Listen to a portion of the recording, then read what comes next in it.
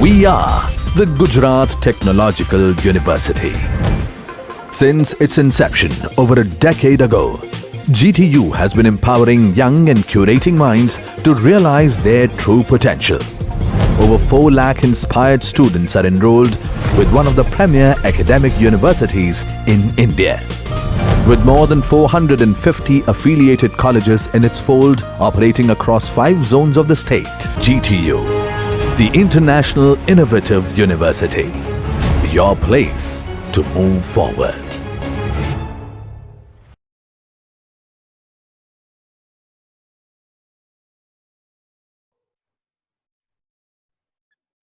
Hello friends, તો આજના આપણા લેક્ચર નંબર 3માં આપણે લિમિટિંગ ફ્રિક્શન વિશે સ્ટડી કરીશું, જે ફ્રિક્શન માટેનો ખૂબ જ ઇમ્પોર્ટન્ટ ટોપિક છે.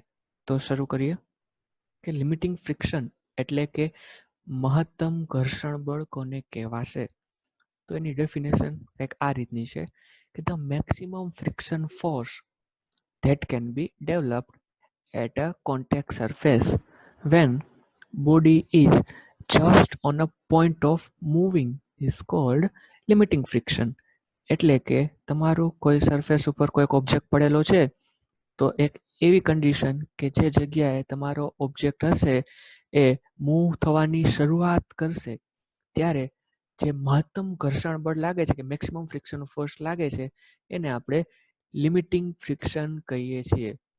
એટલે કે સંપર્ક સપાટીએ ઉત્પન્ન થતું વધુમાં વધુ ઘર્ષણ બળ કે જ્યારે પદાર્થ છે એ બાહ્ય બળની દિશામાં સરકવાની શરૂઆત કરશે, તે ઘર્ષણ બળને આપણે મહત્તમ ઘર્ષણ બળ એટલે કે લિમિટિંગ ફ્રિક્શન કહીએ છીએ. તો આપણે જોઈએ છીએ કે એક ડિરેક્શનથી આપણે ફોર્સ લગાડી કે ધક્કો મારી છે કોઈ ઓબ્જેક્ટને ખસેડવા માટે, તો જ્યારે એ ઓબ્જેક્ટ ખસવાની શરૂઆત કરે છે ત્યારે સરફેસ ઉપર, કોન્ટેક્ટ સરફેસ ઉપર જે મહત્તમ ઘર્ષણ બળ એટલે કે મેક્સિમમ ફ્રિક્શન ફોર્સ લાગે છે, એને આપણે લિમિટિંગ ફ્રિક્શન કહીએ છીએ. અને બીજો એક અહીંયા ઇમ્પોર્ટન્ટ ક્વેશ્ચન એવું ઊભો થાય છે કે when body will start moving, એટલે કે પદાર્થ છે એ સરકવાનું સ્ટાર્ટ ક્યારે કરશે, એટલે કે ક્યારે ખસવાનું શરૂ કરશે. તો એનો આન્સર આ રીતનો છે કે જ્યારે એક્સટર્નલ ફોર્સ એટલે કે તમે જે બાહ્ય બળ લગાડો છો is greater than friction force, એટલે કે જે ફ્રિક્શન ફોર્સ ડેવલપ થાય છે કોન્ટેક્ટ સરફેસ ઉપર, એ ફ્રિક્શન ફોર્સ કરતાં તમે જે એક્સટર્નલ ફોર્સ લગાડો છો એ ફોર્સની વેલ્યુ જો વધારે હશે તો તમારો ઓબ્જેક્ટ હશે મૂવ થશે, નહીં તો શું થશે, હશે એમને, એટલે કે at a condition of stable, એટલે કે સ્ટેબલ જ રહેશે, સ્ટેટ કન્ડિશનમાં જ રહેશે, મૂવ થશે નહીં. એટલે કે જો P ગ્રેટર ધેન F હશે, એટલે કે external force will be greater than friction force, then your object will start moving, otherwise it will remain at its same position.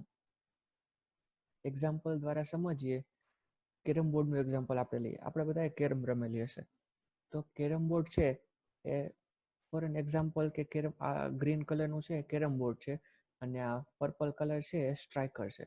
તો આપણે સ્ટ્રાઇકર ઉપર જ્યારે ફોર્સ લગાડીએ છીએ કે સ્ટ્રાઇકરને આપણે જ્યારે ધક્કો મારીએ છીએ ત્યારે શું થાય છે, એક આ નીચે કેરમ બોર્ડ છે, કેરમ બોર્ડ સામેથી કંઈક ફ્રિક્શન ફોર્સ જનરેટ કરતું હશે. તો આ જે જનરેટ થાય છે એ ફ્રિક્શન ફોર્સ કઈ જગ્યાએ થતું હશે, કોન્ટેક્ટ સરફેસ ઉપર, કે જે જગ્યાએ સ્ટ્રાઇકર અને કેરમ બોર્ડ છે એ કોન્ટેક્ટમાં આવે છે એ સરફેસ ઉપર જ ફ્રિક્શન ફોર્સ ડેવલપ થતું હશે. એટલે કે આપણે જો suppose right side push force લગાડી છે, એટલે કે એક્સટર્નલ ફોર્સ આપણું બાહ્ય બળ છે એ રાઈટ સાઈડ લાગે છે, એટલે એની મોશન ડિરેક્શન કઈ થશે, આ ડિરેક્શનમાં, એટલે કે તમારું સ્ટ્રાઇકર હશે એ રાઈટ સાઈડ મૂવ થવાનું છે. હવે ફોર એક્ઝામ્પલ આ કેરમ બોર્ડ છે એ 10 ન્યૂટન જેટલું ફ્રિક્શન ફોર્સ જનરેટ કરે છે, આપણે એક્ઝામ્પલ તરીકે લઈએ. એનો મતલબ શું થશે કે જો 10 ન્યૂટન જેટલો ફોર્સ આપણે લગાડશું તો તમારું સ્ટ્રાઇકર મૂવ થશે નહીં, કેમ કે સામેથી કેટલો ધક્કો લાગે છે, 10નો, એટલે કે 10 ન્યૂટનનો આ ડિરેક્શનમાં ફોર્સ લાગે છે. શેના લીધે, ફ્રિક્શનના લીધે. એટલે જો આપણે અહીંયાથી પહેલાં આપણે કાંઈ ફોર્સ લગાડતા નથી તો ઓબ્જેક્ટ સ્થિર જ રહેવાનો છે, પરંતુ જો આપણે અહીંયા 2 ન્યૂટનનો ફોર્સ લગાડ્યો, કે 2 ન્યૂટનનો ફોર્સ આપણે લગાડીએ છીએ રાઈટ સાઈડ, તો સામેથી કેટલું ફ્રિક્શન જનરેટ થશે, 2 જેટલું, કેમ કે એની પાસે 10 ન્યૂટનની કેપેસિટી છે, પણ 10 ફ્રિક્શન જનરેટ નહીં કરે. કેટલું ફ્રિક્શન જનરેટ કરશે, જેટલો તમે ફોર્સ લગાડશો એટલું જ ફ્રિક્શન જનરેટ કરશે. એટલે કે તમે જો 2 ન્યૂટનનો ફોર્સ લગાડ્યો તો સામેથી 2 ન્યૂટન જેટલું જ ફ્રિક્શન આવશે અને બે છે બેલેન્સ થઈ જશે અને તમારું સ્ટ્રાઇકર હશે ખસશે નહીં. પણ જો સપોઝ તમે બેની જગ્યાએ 5 ન્યૂટન જેટલો ફોર્સ લગાડ્યો તો સામેથી ફ્રિક્શન કેટલું જનરેટ થઈને આવશે? સામેથી પણ 5 જેટલું જ ફ્રિક્શન જનરેટ થઈને આવશે. એટલે એ પણ બેલેન્સ થઈ જશે, કેમ કે એની પાસે કેપેસિટી 10ની છે. તો જ્યાં સુધી 10 સુધીનો ફોર્સ આવશે ત્યાં સુધી છે કેપેબલ છે કે ફોર્સને રેઝિસ્ટ કરી શકે. પણ જો સપોઝ તમે 10 ન્યૂટનનો ધક્કો લગાડો છો તો સામેથી 10 ન્યૂટન જેટલું ફ્રિક્શન આવશે. પરંતુ જો તમે 10 કરતા ફોર્સ વધાર્યો કે 11 ન્યૂટન જેટલો ફોર્સ લગાડ્યો તમે, તો સામેથી કેટલું આવશે? 10 જેટલું જ. એટલે પદાર્થ ઉપર આ ડિરેક્શનમાં 1 ન્યૂટન જેટલું ફોર્સ લાગશે. તો મેક્સિમમ ફોર્સની જે કેપેસિટી છે કે જે સરફેસ જનરેટ કરી શકે છે, તો આ મેક્સિમમ ફ્રિક્શન ફોર્સને આપણે લિમિટિંગ ફ્રિક્શન કહીએ છીએ.